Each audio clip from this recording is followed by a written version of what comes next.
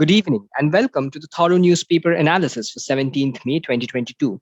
Today we have one article which has been taken from the Indian Express and has been authored by Anand Harikrishnan Ji, and it talks about the Places of Worship Act. Following that, we have the news update and the legal news, which you know are a part of LawSikho's initiative to keep its students and readers updated with the current affairs that is happening in and around of India. It will further help you when you sit for your prelims examinations. Now, before we move on for the day, we would like to congratulate the winners for yesterday's thorough newspaper analysis quiz, which was asked inside the video and the answers of which were written down in the comment section of the same video. So, the winners are Hiba Shahid, Hani Malhotra, Mahek Verma, Anindo Chatterjee, and Shivani Dinkar. Congratulations to everyone. Today, too, we will have some questions while we discuss the TNA, and you can, as usual, write their answers down in the comments section of the video. So, as you know, we have been doing the daily TNA quiz, which is basically a quiz of 10 questions, 10 MCQs, and these MCQs are sourced from your thorough newspaper analysis, or these are your basic law questions. So, the link of this quiz, which is taken in a Google form, will be circulated in your WhatsApp group and Telegram groups every day at 8 a.m. in the morning. And the quiz is open for you to attempt it from 8 a.m. to 11 a.m. The winners for the quiz are announced at 9 p.m. every night.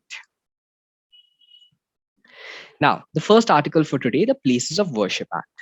The SC will be hearing the proceedings where the order of the civil court in Varanasi directing a videographic survey of the Ma Srinagar Gauri Sthal in the Kashi Vishwanath Temple, Gwanvi Mosque complex will be contemplated. The main contention is that the order is interdicted by the Places of Worship Special Provisions Act 1991. So, what is this Places of Worship Act? Now, the Act describes that it prohibits the conversion of any place of worship and to provide for the maintenance of the religious character of any place, as was the character of the place back on 15th August 1947. That is the day we managed to clinch our independence from the English. So, Section 3 of this act bars the conversion of the religious place of worship from one faith into another. Now, is it just about one faith into another? No. The Places of Worship Act, when it was enacted, it took into consideration a lot of factors, and especially the communal violences that happened between two communities. So the act states that not only will the government or the state have to provide for the maintenance of the religious character of a place, but it also cannot convert any place of worship from one faith into another, and from one segment of a faith into another segment of a faith. Like, it cannot be divided at all, whether in full or whether in part. Now, the act itself was brought to prevent the religious attacks, as we said, that were increasing on each community. This was an intercommunal violence, and this was regarding some people would come up and say, Ki, now where your temple is, there used to be a mosque. Some people would come up and say, no, where your mosque is, there used to be a synagogue. Someone will come up and say, there was a church that used to be there, then it was demolished, and then there was a synagogue made. So the act said that as per the findings on 15th August 1947, whatever existed on the grounds will continue to exist and it cannot be changed. Now, the present issue has been debated as yet another reminder to the Hindus of their fate by leaving behind ruined remnants of their temple. So, what has happened is in this particular case of, as you see, Ma Srinagar Gauri Sthal in the Kashi Vishwanath Temple versus Gyanvapi Mosque. So, what happened is in this particular case, it is being argued that inside the complex on the mosque, there has been found a shivling and there are remnants of the old temple, which was demolished and then a mosque made back in the times of Aurangzeb.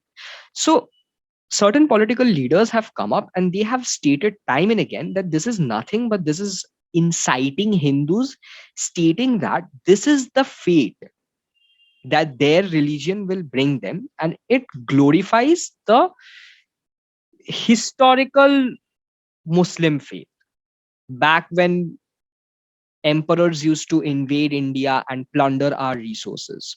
So the entire issue has been given a communal light. And even during the Ayodhya movement, it was said that the maintaining of the status quo of 1947 was similar to choosing to remain blind to the atrocities of the present age.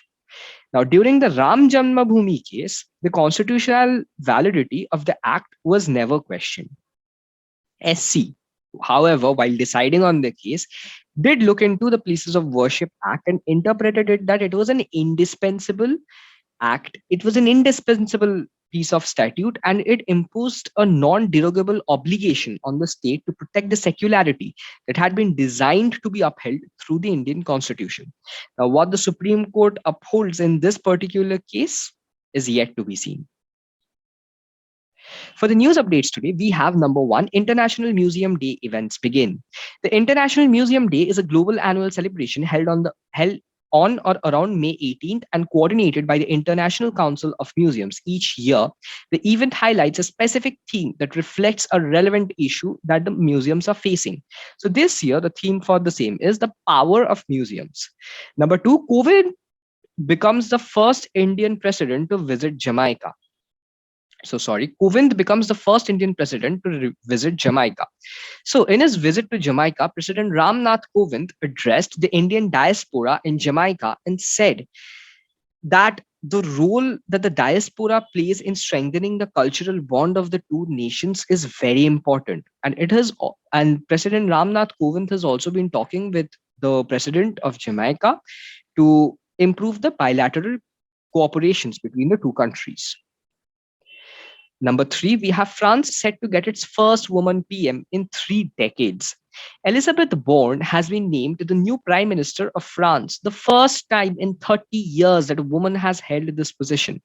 Borne will replace John Kashok in the role, becoming only the second woman ever to serve as the Prime Minister since the end of World War II. The country's first was Edith Cresson, who served between May 1991 and April 1992 under the socialist president Francois Mitterrand. For the legal updates today, we have one article. Order 15A of CPC, mere default in payment of rent on court's direction doesn't justify striking of defense of the defaulting tenant, and this is held by Delhi High Court. Now, the Delhi High Court held that mere default in payment of rent as directed by the court under Order 15A of CPC cannot ipso facto justify passing of an order striking off the defense of the defaulting tenant, and the same has been held in the case of Rashi Misra versus B. Kalyana.